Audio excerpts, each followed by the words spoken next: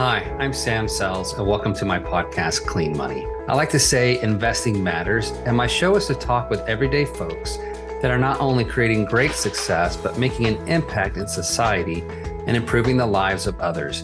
That is my mission, and I want to share my stories and others with you. Welcome to Clean Money.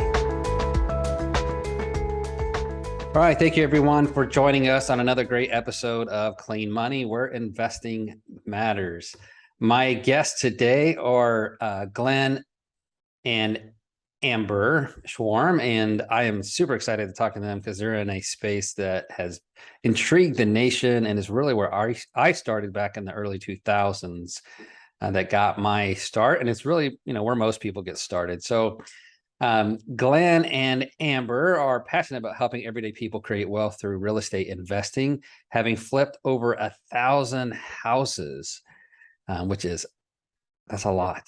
It is. Yeah. That doesn't have to make you play your You've completed successfully over $100 million and counting. So you know just a little bit about how to flip a home.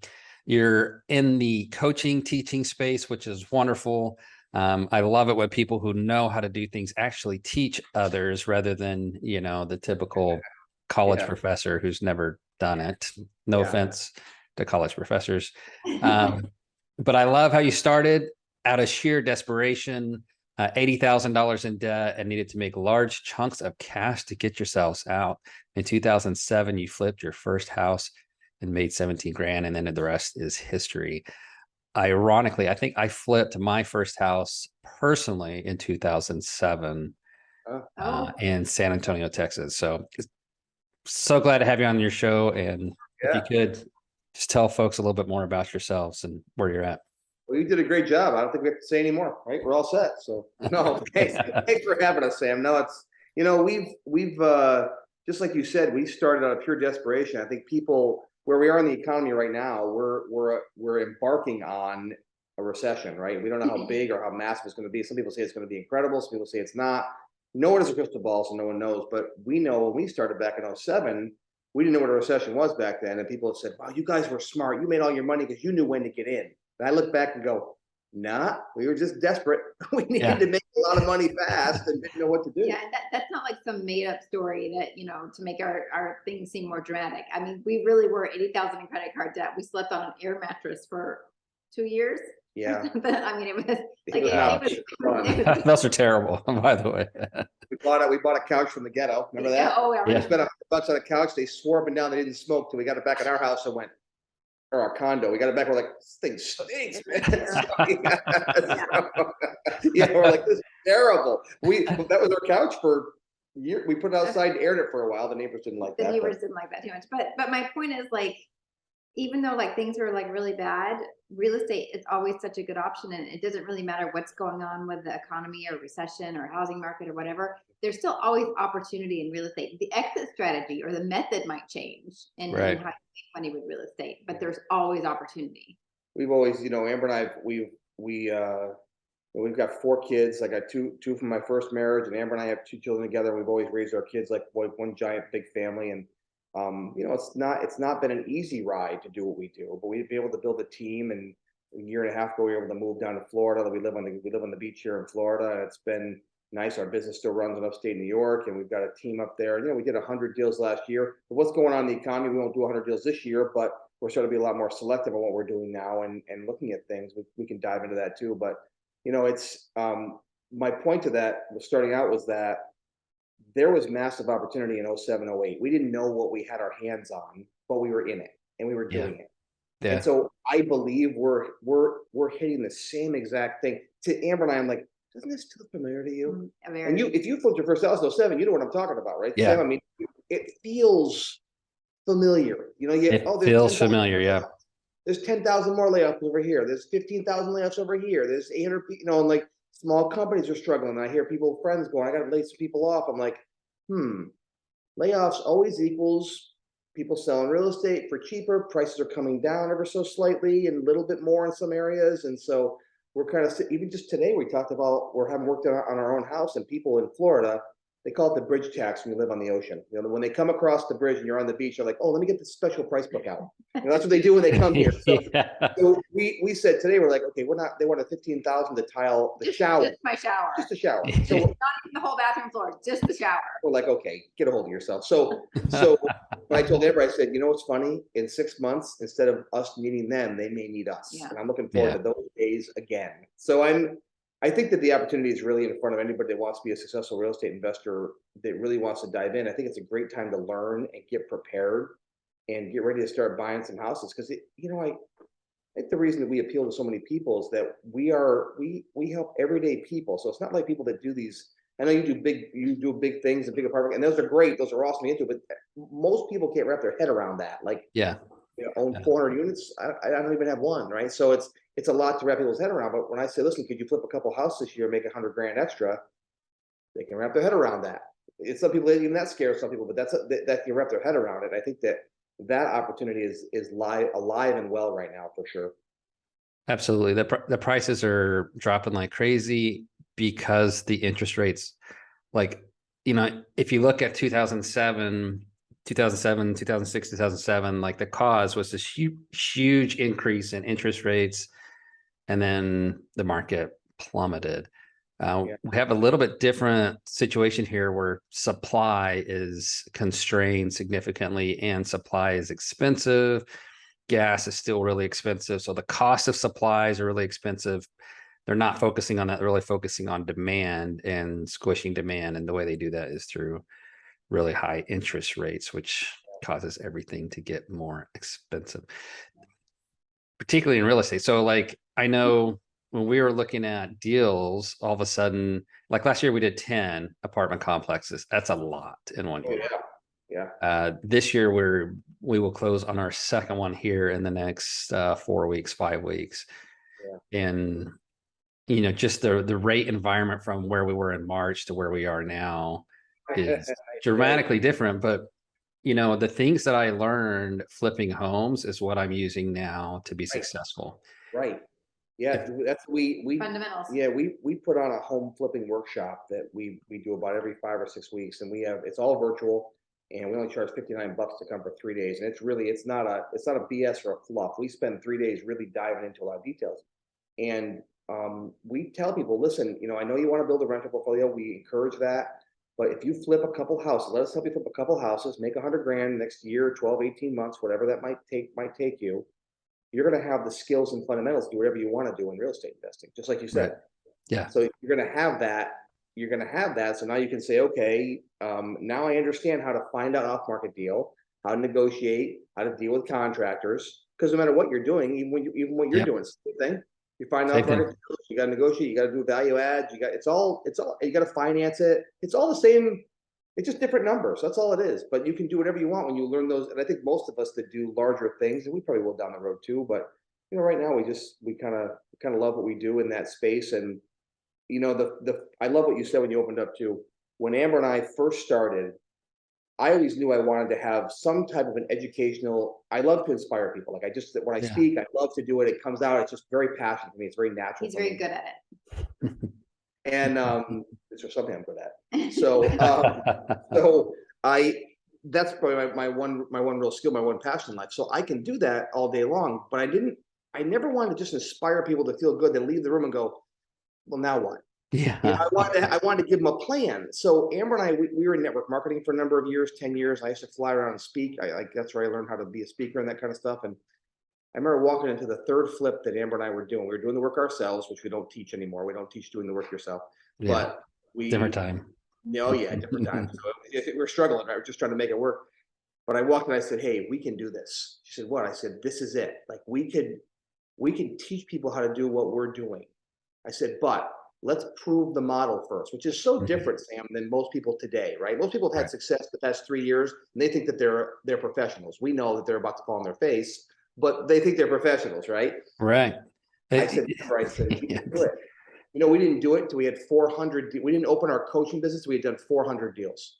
Yeah. So after 400, we felt like we had proved the model a little bit. And I'm still learning every day. I mean, our model still changes and we're still pivoting when we have to, but I think that's what makes us really set aside is that we just have the experience and we don't we don't take that for granted. We make sure that we've been through different market cycles so people can talk. We can talk from an educated perspective on good markets, bad markets, high interest rate, low interest rates, not just the good times like 90% of all the people out there are talking right now. Yeah, and so many people make like super impulsive decisions when it comes to a lot of things in their life. But like right now, the headlines are super scary if you, Yeah. if you buy what they're selling. Right. And I think headlines you really have to take with a grain of salt. I mean, I've seen reports anywhere from, and it depends on markets, but prices are going to dip between like 5 and 20% depending on where you are. And then Right. another one we saw this morning that said, the US is about to hit the worst recession it's had ever, pretty much. Yeah. And like they're just headlines. They're clickbait. They're designed to get you scared and in fear. But like you really have to look at the facts, and that's what I mean. Making like an intelligent, educated decision versus like an emotional one that you're just based off of headlines. You mentioned the price of gas. We were at a mastermind last year that talked about like real factors, not just somebody's best guesstimate what's going to happen, but real factors like the price of fuel, what the median income is, what the unemployment rate is, what percentage of people's income they're willing to spend on their residence. There's so many like real factors that go into that kind of data that those are the kind of things you need to base your decision on, not some scary headline that's just made to make everybody be in fear. I love that. Just being able to understand that news is selling something, right? It is clickbait. It is selling something. And if you get mad because you click on a thing and you have to buy this and that before you can get entered into whatever, the news is the exact same thing. And once you understand that they are selling headlines, It's an agenda. It's it. And any news program out there, it's a money-making machine. Right. And the one that makes the most is the one that scares people the most. Yeah. Gets the most attention. It makes you lock on their network and watch, whatever it is. Whatever it is. You watch, you're like, that's what they get you. When you start watching, that's when they get you, because then their ads come on. That's all they know. They know how long you're watching for. It's like at our home flipping workshop, we talk about facts. Here are the facts that you need to make an intelligent decision moving forward that you can feel confident and comfortable with. Don't buy into all this noise. It's all noise. And so like I started I love what you said earlier too about you did it first, you proved it, and then you teach it. So I started a syndication launch course, or after I have done 20 something deals, and in this space, that's a ton. Because those are, I mean, thousands of units, and you're just like, okay, I know how this process works. And number one, if your foundation is not there or correct, or you're building off of, you're buying out of fear of missing out, or these other things, and you're going to screw up really, really bad. And the school of hard knocks, you can learn and move, and some of those hard knocks will knock you down. Hard, yeah. Pretty hard. So hard knocks for a reason, right? Right. So here, learn from my hard knocks, just like you're doing with you guys. And flipping homes can be awesome, and it can also be tough. Oh yeah. And so tell us a little bit about some of the hard knocks you guys have gone through and that you help people avoid. How much time do we have here today? Because that's a lot. A lot to go through hard knocks. Yeah, about 8 minutes. So we've lost. We are very open in our workshop because we've lost money on deals. I think if you've been doing real estate any length of time and you've done any kind of volume, if you haven't lost a deal, you haven't done enough deals, right? Because it's gonna happen, or you're gonna make a mistake. You're gonna make a misstep. Right. So we try and for instance, we had a house one time that our fourth house or fifth house we lost like $4 grand or $5 grand on. We had to sell it and bring money to the table. And really it was because we had to pay off our private investor, and we always paid them off. That's a different rabbit hole, but we always make sure we do that. But we learned a lot through that, just some very simple lessons about not trusting contractors and not having a house too far away, and how to handle it once you have a buyer. She got freaked out by the neighbor or whatever. So that's one example. We've had a house we lost $140,000 on one time years ago because it was just a monster house. We bought it. It was not in our wheelhouse. We thought we'd take a swing for the fences, and the swing for the fences was a big old strikeout. So that one hurt. We learned a lot through that. We did that one, but we did. Yeah. So yeah, it wasn't just a mistake. We had major health problems in our family at that time. So there's stuff that happens. I think life. the thing though was probably scaling. Yeah. Scaling and hiring the right people that we've learned a lot of really, really valuable lessons on. And learned them and learned them and learned them and learned them. Learn them in blood, right? Yeah. Yeah. Like you said, but have the right people. Yeah, having the right people on your team has proven to be like critical. And we finally got to a point, and you'll hear like really experienced business people talk about this, you know, like hire slow and fire fast. Firing Yeah. fast isn't so easy if you have a heart, you know, like Right. but you It's my get problem. Yeah. you get a little jaded, and then you also get to a point where you start refusing to accept mediocrity. So, Mhm. you know, if and I think one of the ways, we were at an Anthony Robbins seminar one time, and he was talking about, you know, you're no longer invited to work here anymore. And that's for me and for you, because you know, this isn't the right fit, and you'll have a more fulfilled life working somewhere else. Yeah. So you might have to reframe it in your mind a little bit to make yourself feel better about it. But I think you think you're saving money by hiring somebody cheaper or someone you know, and it's just not. It just you have to spend the money to hire the right person and give them the right culture. Yes. If you have all those things in place and you have the right person that feels inspired to work there, sometimes you don't have to pay them a fortune, but you do have to pay the good people, because you're going to pay one way or the other. You're Yep. going to pay either upfront, or you're going to pay in headache and turmoil and stress and the bad work done and the mistakes they make, and it probably costs you 10 times more than just hiring the right person out of the gates in the first place. And there's tools that are available now that we didn't have when we first started either. There's some psychology tools and tests that you can put people through to determine, you know, whether their natural personality style is a good fit for a particular position, and if they're going to have the bandwidth for it and that sort of thing. So those tools just weren't around when we started. Yeah. Yeah. I think we could talk just about that for a long time. Some of our experiences of, hey, I'm an accountant. Oh, okay, cool, great. You know, and it turns out, they love to be active outdoors and they're really charismatic, and you're like, you're not going to be a good accountant. So no offense. And sure enough, yeah, a month later, it's like, you're not a good accountant. Your personality is wrong. I need you to be, different. And that's so, it's so incredibly important. And those things that you learn, you can help people cut years of mistakes and get right to it. And so tell me a little bit, you're making a huge impact in people's lives. Tell me a little bit about your series you just did where you're helping someone who's never done this before. We're excited about this. So we have a brand new show just came out called The Big Flipping Break. You can Google it and look it up. It's on YouTube right now. It's also on Facebook, I think, and it's also on the Plex network. I think it goes in January on the Plex network. And we're hoping other networks pick it up. But it's a great show. It's an 8-episode show. It's called The Big Flipping Break. We had contestants all over the country send in videos to let us know, that we were going to give them all the money for the purchase and the renovation and holding costs, and then split the profit with them, or coach through the whole process and split the profit at the end of the job with them. What they don't know is there's a big surprise at the end of this, that we're going to become, if we like them enough, we'll become their banker. Now, they don't know this at the time. So going forward, they'll never have to worry about money again. Awesome. And they don't know that going forward. So we wanted to inspire. So we ended up finding this young couple. He's a pastor and she's a stay-at-home mom. And they went to town. I mean, the show has 8 episodes. Just aired last Friday.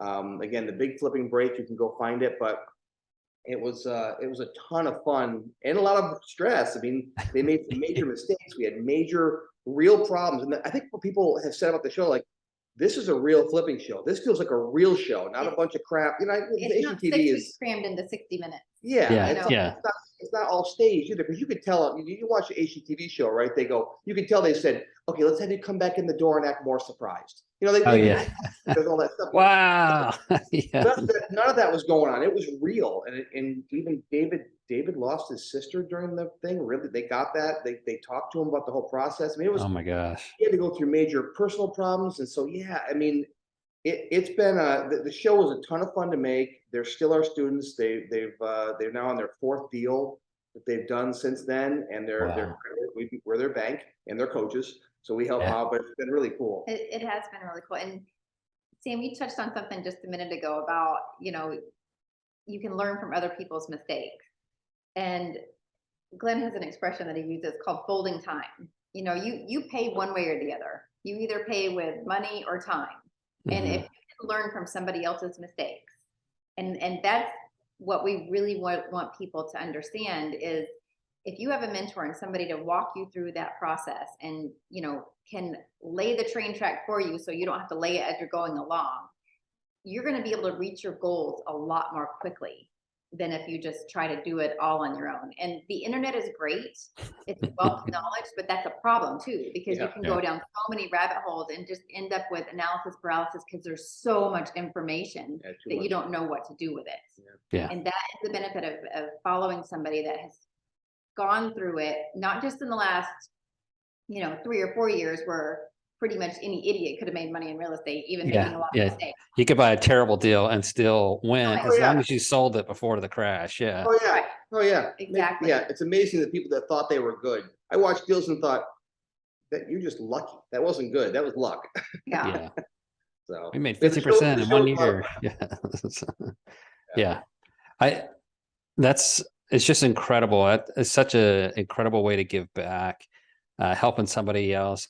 You know, people are going to say, oh, well, yeah, you're splitting profits, so you're making money. But what I like to talk about is, for one, time is super, super valuable to us. And so if you're helping somebody else in such a way, big institutions aren't doing that, right? They're not doing that.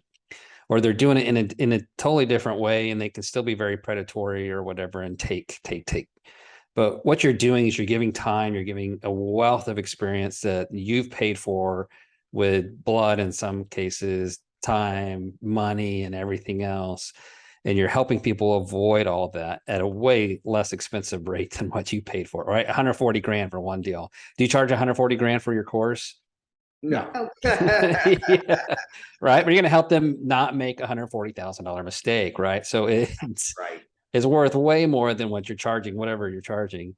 And I think about the impact that we give, particularly in a way that aligns incentives, enables us to do it over and over again. So if you're making a profit and you're helping somebody and they're making a profit, your incentives are both aligned. You're doing good in the world. I think flipping in general does good in the world. You're taking ugly old homes and you're creating beauty. You're putting it back on the market for a lower price.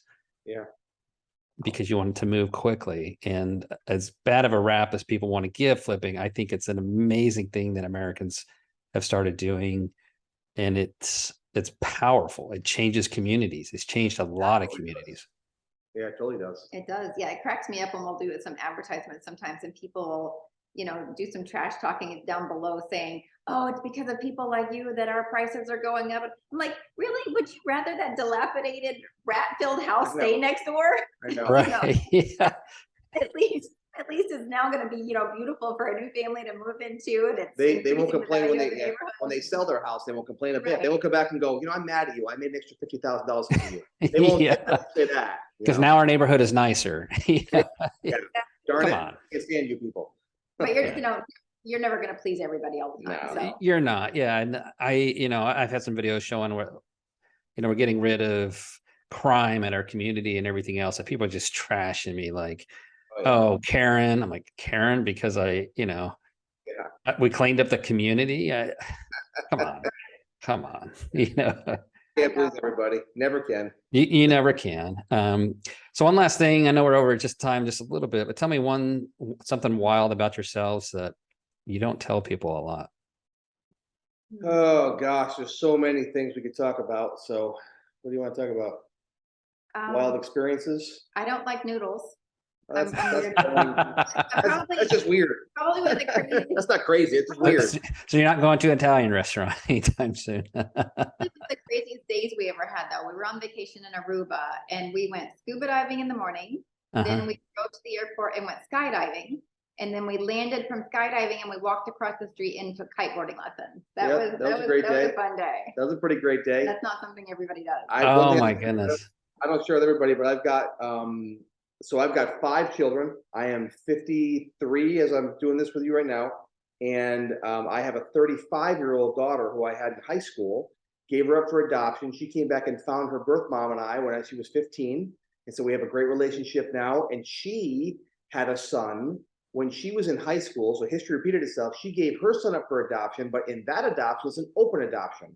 And he is a senior in high school, and he is 7 feet tall and already is signed to be on a D1 team. And I'm 5'9". So how did that happen? So that's one of the many crazy stories in my life. We could be here all day, crazy stuff in our life, but we have a very rich, very filled family life for sure. So crazy enough. That's incredible. There's so much good in the world. There's so much just incredible things about our lives, difficult challenges that we go through. But I love reality. Like, it's real. It's not fake. What you guys are doing is real. It's hard work. Real estate is hard work, period. It really is. Anyone who says different. At my workshop, I say it 100 times. I even have a plaque I hold up, and I have them. I ship, when they come to the workshop, I ship them an overnight package, a Federal Express package, and they get to hold up too. I say, what we do is hard work, but it's what?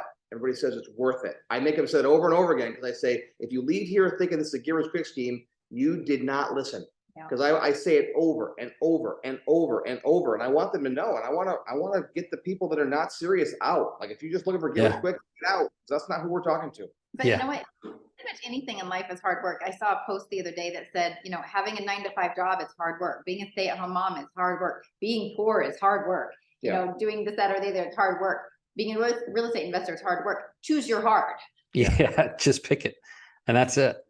Tony Robbins talks about your second shift while you're getting things going, having that second job. You're, as an entrepreneur, you're working 2 jobs until you get it. It's hard. Oh yeah, no choose about your it. hard. But it's worth it. Choose your hard. Yeah, right. You be poor, be older and poor and not have any money. To me, that's way harder. I'd rather put my time in now and get a plan in place, so I'm not so stressed about it. So, well, it's been an absolute pleasure to talk with you both. Hopefully, we get to talk again here soon. But Glenn and Amber, I'm so proud of you and what you guys are doing, what you're accomplishing, and how you're helping people and you're giving back. Love the impact you're having in communities.